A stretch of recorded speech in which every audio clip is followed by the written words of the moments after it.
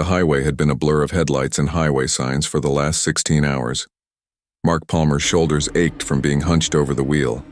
The highway hummed under the tires like a long, monotone lullaby. He'd left the coast at dawn, a long drive from a week of sand and bad coffee, a plan to make it home before the morning rush. He'd told himself he wouldn't waste money on a hotel, that a short nap at a rest stop would be enough. By sundown, his eyelids had started to close on their own. He kept the interior lights off and relied on the windshield's reflection and the occasional mucus snap of insects hitting the glass. When his eyes finally threatened to betray him, he reached for a bag of trail mix and cranked the heat up. It helped for a while. When it didn't, he zoomed the map out to see towns ahead. There was a cluster an hour away, another 2 hours after that. He calculated, weighed the yawns, tried to outrun the sleep. A blink later, a small green sign indicated an exit. Pine Hollow. Service is 1-2 mile. The highway sign looked like a gift. He took the exit without overthinking it and slowed onto an asphalt shoulder into a small single-island station lit by sodium lamps.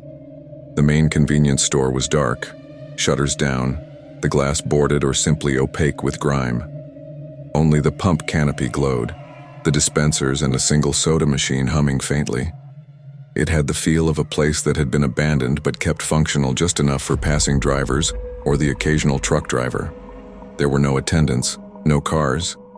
The intersection next to the station had 2 roads that disappeared into fields and trees, the kind of place where directional signs simply stopped. Mark parked against the curb to one side and sat there for 5 minutes scanning the surroundings. Nothing. No other vehicles. No shadows slipping between pine trunks.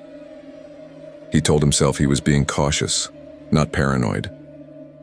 He reclined the seat, turned off the engine and shut his eyes. He woke to the sound of metal clanking. For a long second, the sound didn't register, the way a dream refuses to become a memory. And then he realized it was coming from outside. Mark propped himself up and squinted through the streaked windshield. A man stood at the pump under the canopy, just beyond the glass.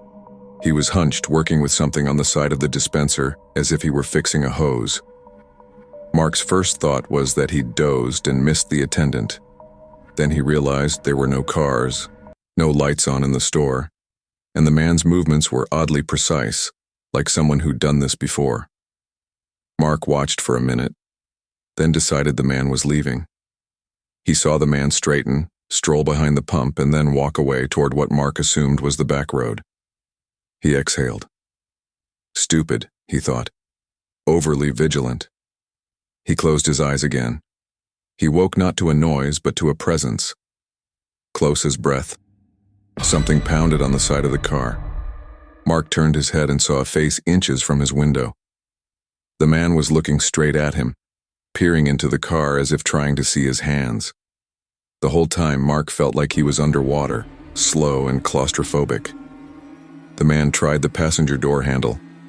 It was locked. He tapped the glass with 2 knuckles, impatient, then moved to the driver's side, tapping the glass again. The man had no car in the lot. There was no shadow of a vehicle, no keys in a pocket, nothing but a person with a steady, slow motion like someone working from habit rather than need. Mark's heart thudded. He kept still, breath pressed to his throat. The man's face shifted, closer, peering for purchase. Then, for reasons Mark still replayed, the man moved away from the car and crouched by the pump island, hands digging around in the darkness. Mark took the moment. He twisted the key in the ignition and hit the gas, reversing sharply. The world bent fast. The man spun around with a metal pipe in his hand, a single, glinting arc. Emily Hart worked overnight shifts in diagnostics at a regional medical testing lab.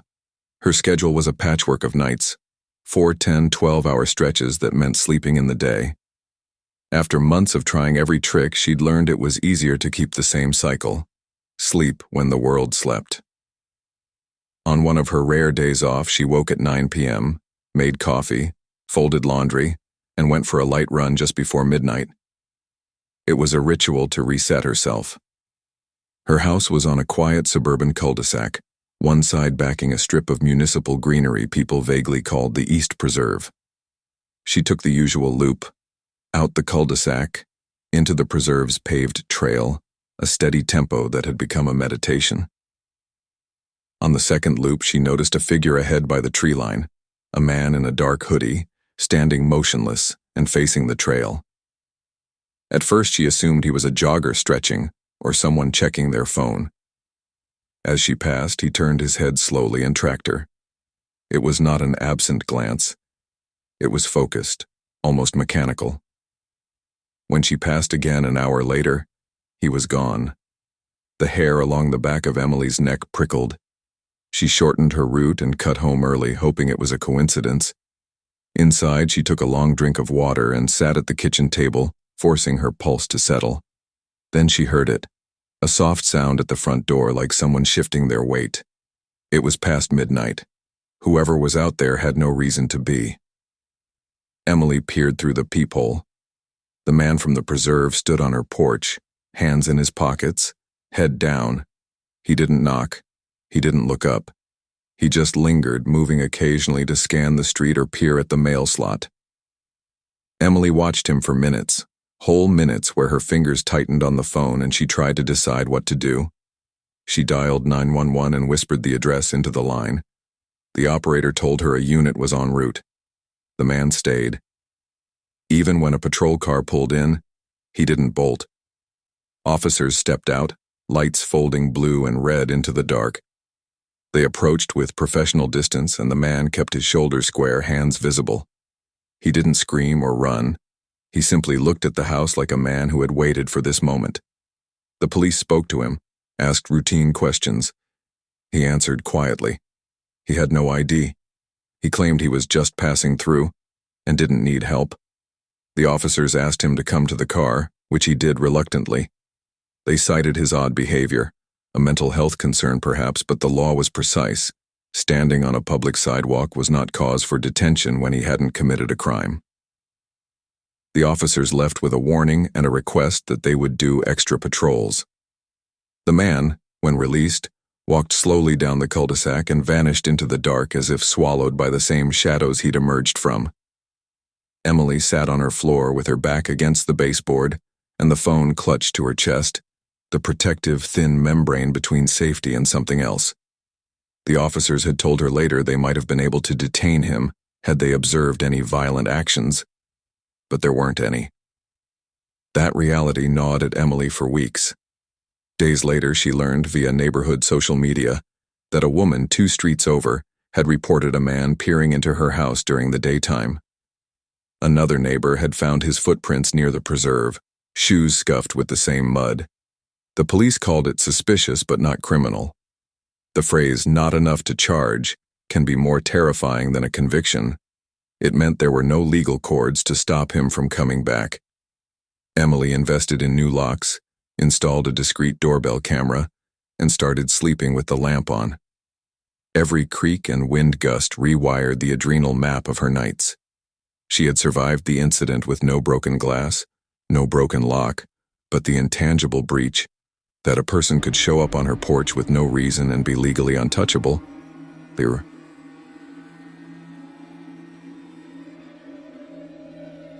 Daniel Ortiz pulled double duty at a local utility plant. He worked long overnight shifts, 4 nights on, 3 nights off. The schedule had shaped his life around darkness. He learned to sleep through daylight, to make his apartment a fortress of blackout curtains and white noise. He took his breaks like a man trying to cheat daylight's schedule.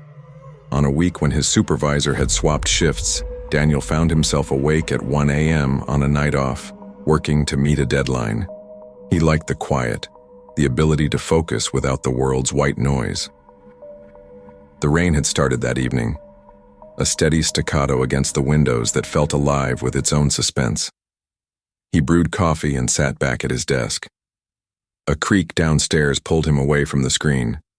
Houses in his neighborhood were old. They settled, snapped, and groaned in bad weather.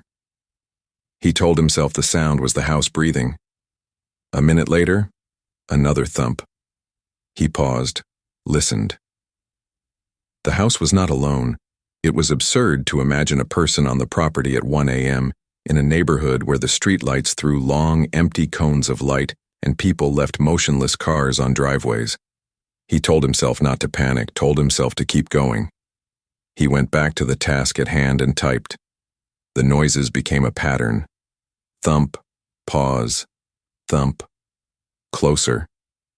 He rose and went to the landing, peering over the banister into the pool of dim light below.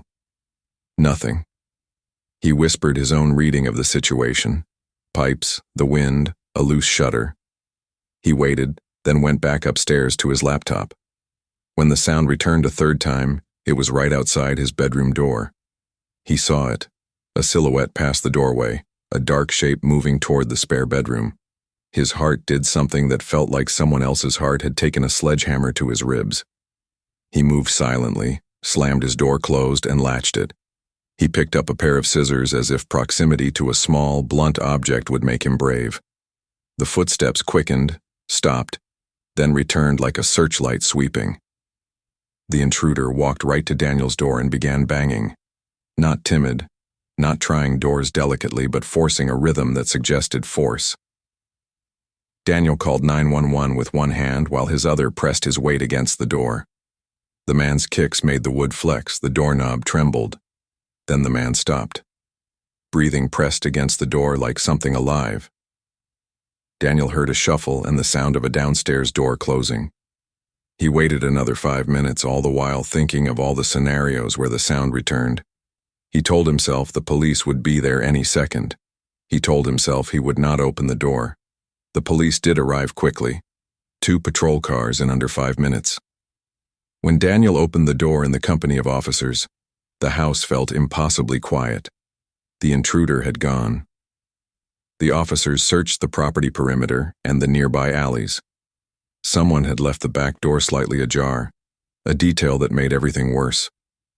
Daniel realized with a cold head that the man might have been inside earlier, perhaps entering in the day while the house was empty, concealing himself, waiting until the late hour when Daniel slept the light away. The investigators pointed to the evidence: a footprint on the inside mud mat, a fingerprint on the pantry jar, small things that implied more than they proved. They told Daniel that the man's behavior suggested he'd been lurking for a long time, maybe watching schedules, maybe mapping when the house was empty and when its occupant slept. It was a theory, but it fit the facts that wouldn't fit any other narrative. The man had known how to behave so that authorities couldn't easily catch him, move when there were gaps, stay public enough to avoid detention. The police never found the man. Weeks after, Daniel slept with a baseball bat leaning against the bed. He changed the locks, installed motion-activated lights, and bought a camera. But those Mia. The police did arrive quickly, 2 patrol cars in under 5 minutes. When Daniel opened the door in the company of officers, the house felt impossibly quiet. The intruder had gone. The officers searched the property perimeter and the nearby alleys. Someone had left the back door slightly ajar, a detail that made everything worse. Daniel realized with a cold head that the man might have been inside earlier, perhaps entering in the day while the house was empty, concealing himself, waiting until the late hour when Daniel slept the light away. The investigators pointed to the evidence: a footprint on the inside mud mat, a fingerprint on the pantry jar, small things that implied more than they proved. They told Daniel that the man's behavior suggested he'd been lurking for a long time, maybe watching schedules, maybe mapping when the house was empty and when its occupant slept. It was a theory, but it fit the facts that wouldn't fit any other narrative. The man had known how to behave so that authorities couldn't easily catch him, move when there were gaps, stay public enough to avoid detention. The police never found the man. Weeks after, Daniel slept with a baseball bat leaning against the bed. He changed the locks, installed motion-activated lights, and bought a camera. But those measures were small fences against a certainty. Someone had learned his patterns well enough to test the perimeter of a life without immediate consequence. For months he checked every closed window twice before sleep. The rhythm of his days changed. Where before he had prided himself on nothing more than a steady work ethic, Afterward, he lived slightly off-tempo, listening for creaks and remembering how close someone had been.